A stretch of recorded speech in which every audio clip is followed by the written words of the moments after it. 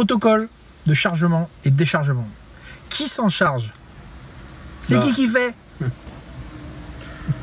Un peu tout le monde, pour différentes raisons, mais certainement pas que le QHSE ou le stagiaire à qui on a demandé pour des questions réglementaires de faire ça dans un coin. Ah oui, le stagiaire, tiens. Alors on rappelle que le protocole de chargement-déchargement, c'est un document obligatoire issu du Code du travail qui oblige l'employeur, dès lors qu'il y a opération de chargement et déchargement, et qui oblige aussi l'entreprise extérieure, parce qu'il y a les deux parties ont des obligations. Ces deux parties ont l'obligation d'établir un document qui régit les règles et le mode opératoire de chargement et déchargement dès lors qu'il y a chargement-déchargement.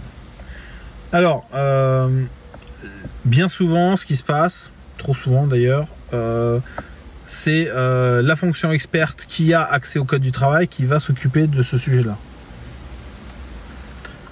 Alors si c'est le point d'entrée, le Code du travail, c'est bien, c'est un peu limite. Ça ferait vite un aller-retour. Parce que bien évidemment, l'enjeu c'est pas tant que est-ce que le QHSE peut nous aider à rédiger des documents. J'aurais tendance à dire oui, bien évidemment. Par contre, est-ce que c'est lui qui a autorité, compétences et moyens sur la zone de quai ou les zones de chargement-déchargement? La réponse est a priori non. Et donc, vous voyez tout de suite que les problématiques de délégation de pouvoir, de responsabilité, à qui incombe l'autorité, compétence, moyens, sur ces sujets-là, doit être établi.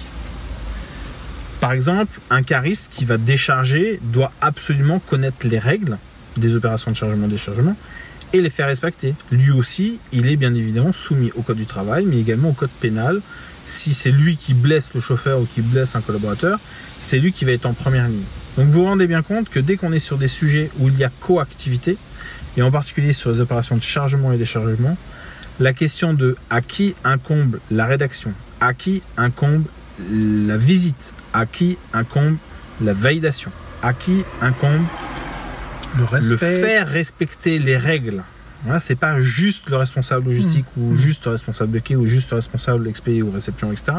Mais ça peut être bien évidemment tous les collaborateurs de la zone concernée. Sauf que ces sujets-là, si vous ne vous préoccupez pas de savoir comment opérationnellement vous les déclinez dans votre organisation, il y a fort à parier que vous ayez des cratères dans votre raquette. Je fais exprès d'utiliser le terme cratère. C'est que si c'était que des trous, ce serait bien. Et malheureusement, ce qu'on constate opérationnellement quand il y a un accident, c'est que ce sont des cratères qui manquent dans votre opération, dans votre organisation. Donc soyez extrêmement vigilants autour de ça.